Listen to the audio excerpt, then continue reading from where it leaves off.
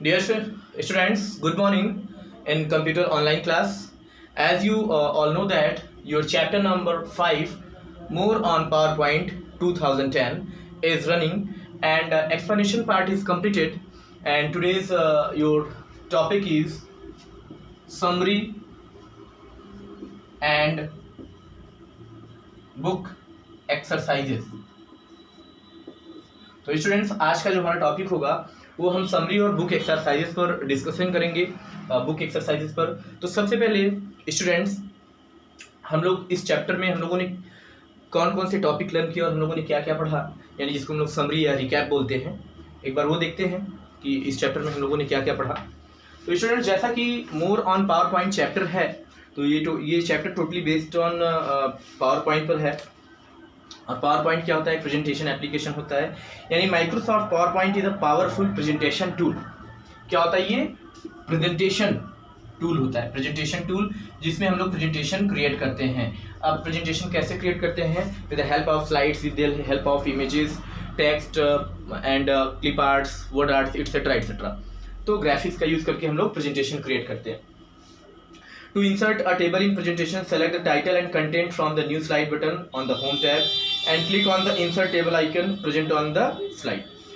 हमें अगर अपने प्रेजेंटेशन में टेबल इंसर्ट करना होता है तो उसके लिए हम लोग क्या करते हैं? होम टैब में जा करके स्लाइड बटन में टाइटल एंड कंटेंट सेलेक्ट करते हैं, या फिर इंसर्ट मेनू पे या इंसर्ट टेबल आइकन पर क्लिक करते हैं, जो कि स्लाइड पर प्रेजेंट होता है, स्लाइड पर दिखता है।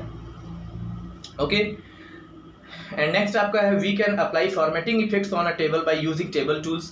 यानी अगर हम अपने टेबल को फॉर्मेट करना चाहते हैं तो हम टेबल टूल्स का यूज़ करते हैं। टेबल टूल्स में आपका जैसे डिज़ाइन और लेआउट टैब होता है और ऑटोमेटिकली वहाँ पे शो होता है। नेक्स्ट, इसमें आप लोगों ने चार्ट भी पढ़ा है, तो चार्ट क्या होता है? Chart is an effective way to display data in a graphical and pictorial form. यानी किसी भी डेटा का पिक्चोरियल फॉर्म होता है, जो चार्ट होता है वो किसी भी डेटा का पिक्चोरियल फॉर्म होता है। Plot area includes the plotted data, data series, category axis and value axis. यानी प्लॉट एरिया जो होता है वो क्या क्या इंक्लूड करता है? प्लॉटेड डेटा होता है, डेटा सीरीज होता है, कैटेगरी एक्सिस होता है और वैल्यू एक्सिस। यानी जो पूरा एरिया होता है चार्ट का, वो कहाँ पे होता है? प्लॉट एरिया में। The chart title describes the aim and contents of the chart. यानी जो चार्ट टाइटल होता है वो चार्ट का क्या डिफाइन करता है? एम, यानी एम एंड कंटेंट्स, यानी उसका क्या कंटेंट्स है और क्या लक्ष्य, यानी चार्ट हम जो क्रिएट कर रहे हैं वो किस पर बेस्ड है, वो कौन डिसाइड करता है? Chart title. तो स्टूडेंट्स, हम लोगों ने इस चैप्टर में इतने टॉपिक्स हम लोगों ने कवर किया।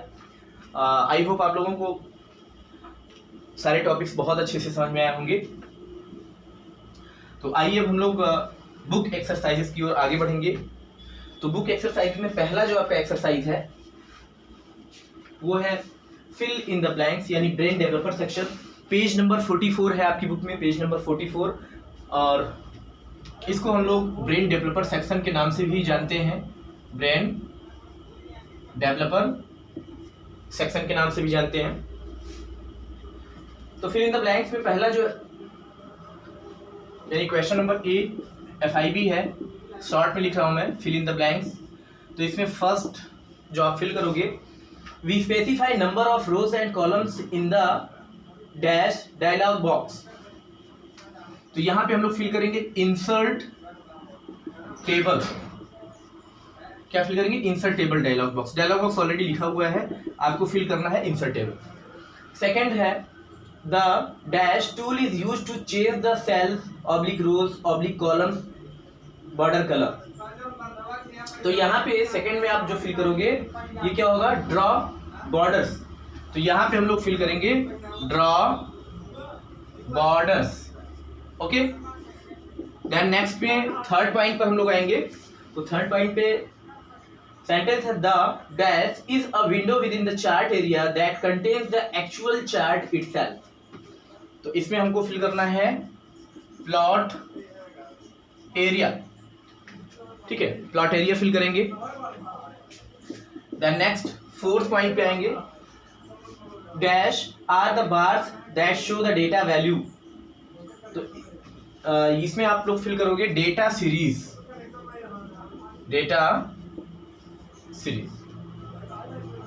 ओके। आफ्टर देन नेक्स्ट यानी 5th point, the pen weight tool present in the dash group. तो यहाँ पे 5th पॉइंट पे हम लोग फिल करेंगे पेन कलर फिल करेंगे। तो स्टूडेंट्स यहाँ से आपका fill in the blanks complete होता है और हम लोग नेक्स्ट एक्सरसाइज की ओर आगे बढ़ेंगे। अगला आपका है question number B, state true और फॉल्स, यानी आपको यहाँ पे ट्रू और फॉल्स बताना है। तो सबसे पहला है इसमें, to insert a table in a presentation we should use title slide layout. Okay, तो फर्स्ट आपका फॉल्स होगा क्योंकि टाइटल स्लाइड लेआउट नहीं होता है। ओके, आप बुक में इसको रीड करेंगे तो इसका आंसर आपको मिलेगा। सेकेंड है, text can be entered in a table by clicking on the desired cell, this is true, ये ट्रू होगा। Third point, multiple rows can be added in a table, this is also true, क्योंकि multiple हम लोग add कर सकते हैं। Fourth point, the border of a table can not be modified, this is false, क्योंकि border modify कर सकते हैं हम लोग, बॉर्डर मॉडिफाई होता है। Fifth point, when we insert a chart the data is also displayed in a special window called data sheet, this is also true, ये भी आपका ट्रू होगा। अगला, we can not delete the entire data of a data sheet, ये false होगा क्योंकि entire data को भी डेटा शीट के को हम डिलीट कर सकते हैं, ऑप्शन होता है। The text is aligned to the top of a cell by default, this is also true, ये क्या होगा, ट्रू होगा। तो स्टूडेंट्स यहाँ पे आपका ट्रू और फॉल्स एक्सरसाइज कंप्लीट होता है।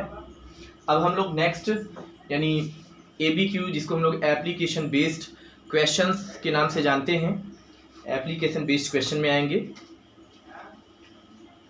और उसको सॉल्व करेंगे।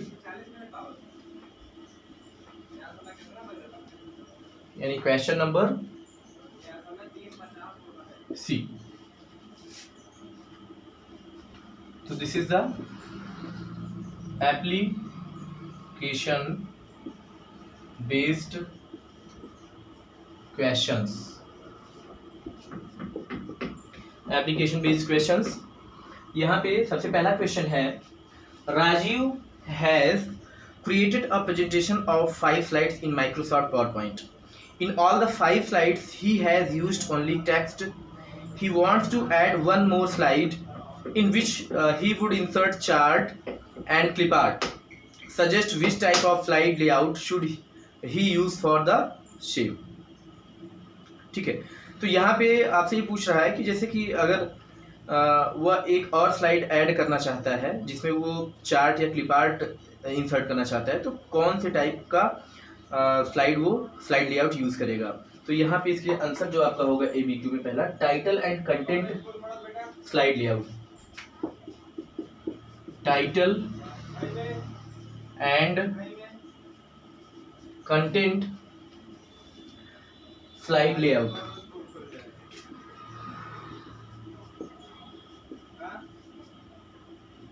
ठीक है, इसका आंसर ये होगा। तो ये लेआउट आप स्लाइड का इंसर्ट करेंगे, टाइटल एंड कंटेंट का। अगला क्वेश्चन है, Sumit is working in Microsoft PowerPoint 2010. He has created a table of 4 rows and 5 columns, but later on he realized that he needs one more row in the same table. Help him by suggesting the correct option to perform this task.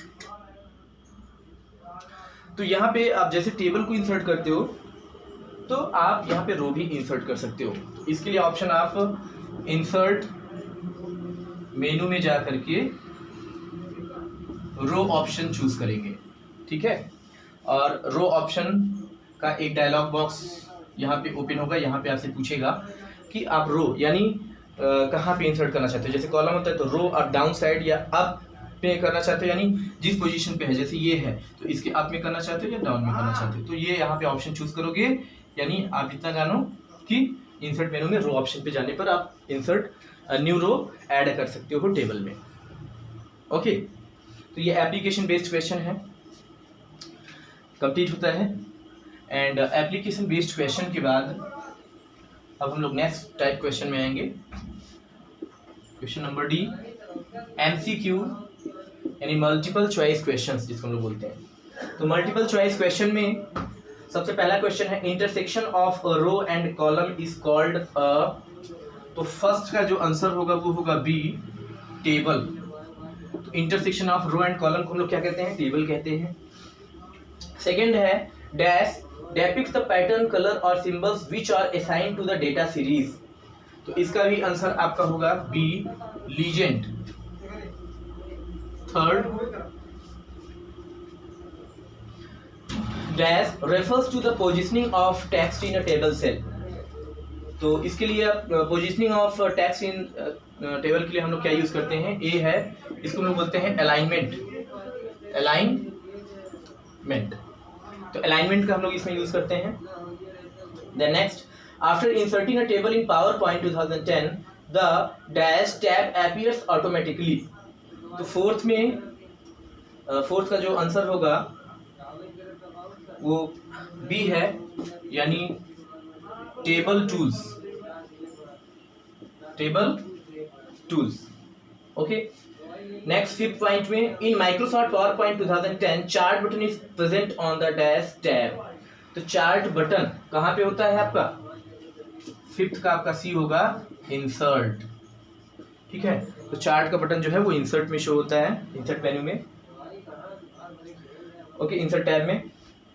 Then point number 6, there are dash alignment buttons on the layout tab. तो जो alignment में buttons layout tab में जो alignments होता है, कितने types of alignments होते हैं, तो ये होता है आपका 6 का बी होगा, यानी 6। ओके, तो यहाँ से हमारा बुक एक्सरसाइज भी कंप्लीट होता है। देन स्टूडेंट्स, यहाँ से ये चैप्टर आपका कंप्लीट होता है। बुक एक्सरसाइजेस हमने सॉल्व करा दी है, एक्सप्लेनेशन पार्ट कंप्लीट हो गया है। अब आपका बचता है नोट्स, और नोट्स मैं आपको जल्द ही प्रोवाइड करा दूंगा, जिससे कि आपका क्लास वर्क का जो नोट्स होगा वो भी कंप्लीट हो जाएगा। तो डियर स्टूडेंट्स, इसी के साथ आज का जो ये वीडियो सेशन है वो हम लोग एंड करते हैं। Okay, thank you class.